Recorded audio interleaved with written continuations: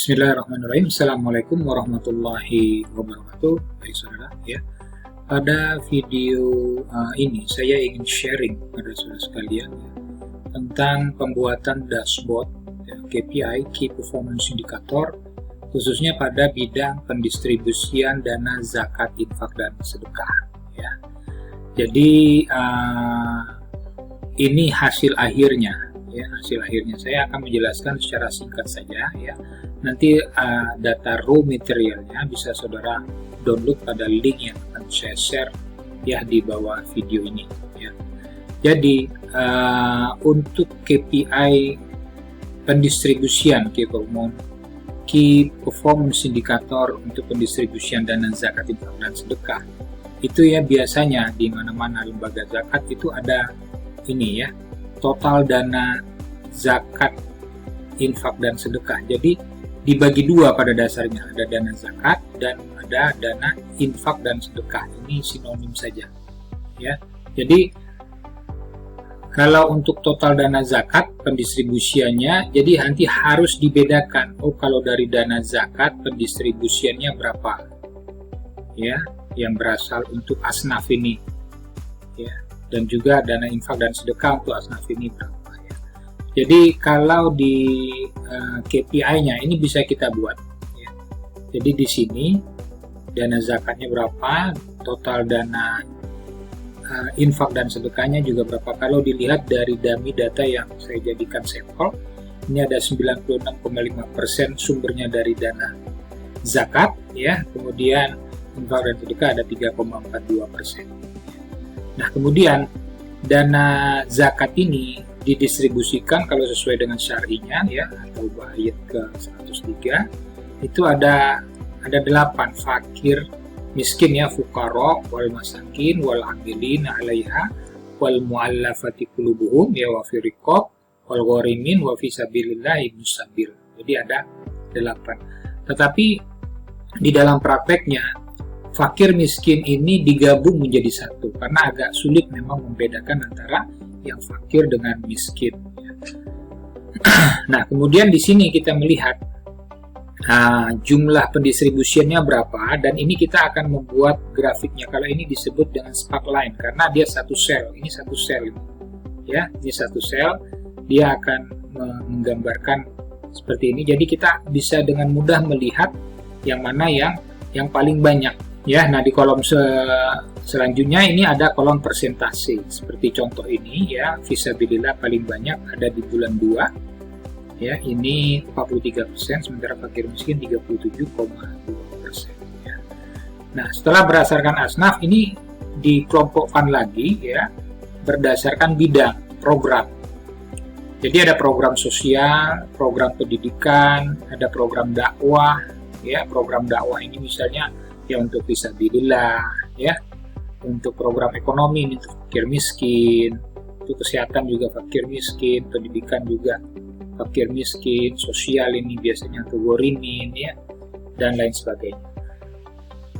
Nah, kemudian ya KPI berikutnya setelah pendistribusian dana ZIS berdasarkan program, berdasarkan asnaf, dan ada berdasarkan frekuensi bantuan. Ini dia ya. Jadi kalau saya lihat di sini, kalau kita view dia dengan apa?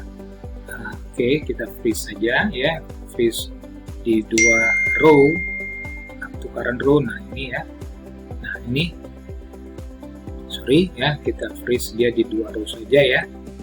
Ini freeze, kita unfreeze dulu. Oke, di 2 row saja. Oke ya, nah ini udah oke. Nah kalau kita lihat KPI berikutnya ini berdasarkan frekuensi bantuan. Nah, ada yang berdasarkan rutin ya, jadi artinya tiap bulan dia diberikan dana zakat, infak, sedekah. Ada yang on the spot ya, pada saat bulan itu saja, mungkin di bulan lain dia tidak ada. Nah, kemudian KPI berikutnya ini berdasarkan jenis bantuan. Nah, inilah detailnya ya, berdasarkan sinergi dakwah, operasional lembaga, operasi segala macam ya. Nah, di bawahnya itu nanti ada jumlah mustahik penerima dana ZIS ya, fakir miskin berapa orang, amil berapa orang.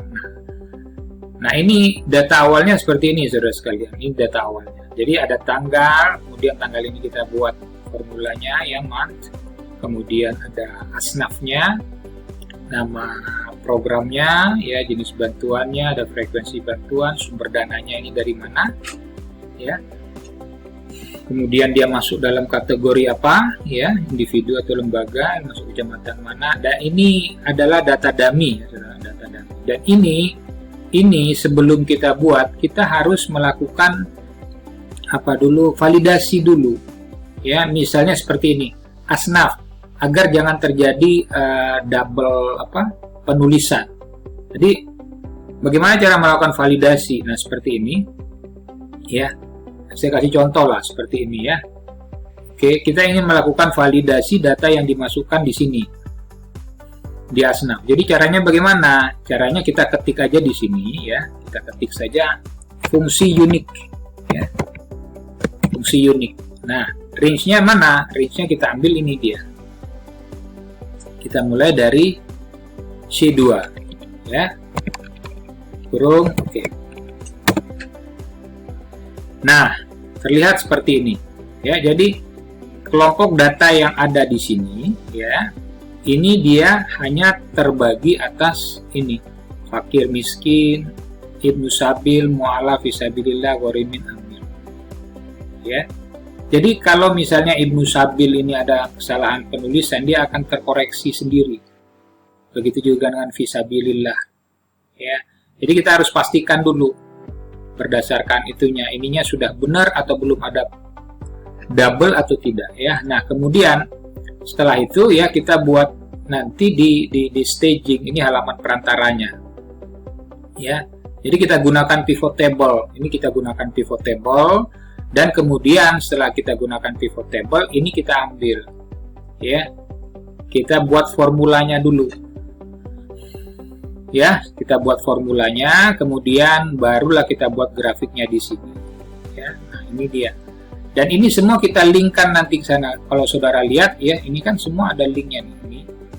Nah, ini link ke staging P30 ya, ini dia kolom staging P30 ini P30. Oke. Nah, ini ya, ini dia. Oke.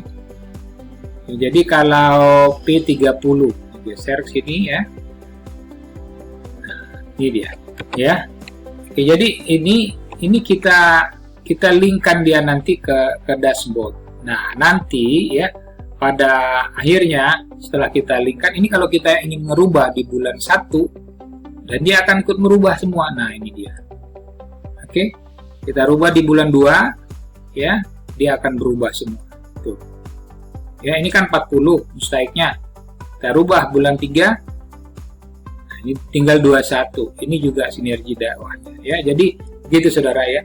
Jadi saudara bisa membuat grafik ini ya, dengan dashboard ini pekerjaan menjadi lebih mudah mengontrolnya. Nah, seperti itu ya. Oke ya. Jadi sheet ini akan saya bagikan pada saudara sudah untuk mengerjakan ini ya, sampel, termasuk grafik ini sendiri ya, dengan ketik link di bawah ini ya. Nanti bisa dieksplorasi berdasarkan formula-formula yang ada di sini ya. Nah, ini saudara bisa belajar bagaimana cara membuat pivot table-nya, kemudian formulanya ya, kemudian link-linknya kemana ya. Nah, ini grafiknya ya. Ini pada dasarnya hampir sama saja dengan Excel ya, sehingga pekerjaan saudara bisa menjadi lebih mudah di dalam mengontrol keuangan, khususnya di lembaga zakat dimanapun saudara berada ya. Terima kasih ya, semoga bermanfaat ya. Billahi taufiq wal hidayah. Assalamualaikum warahmatullahi wabarakatuh.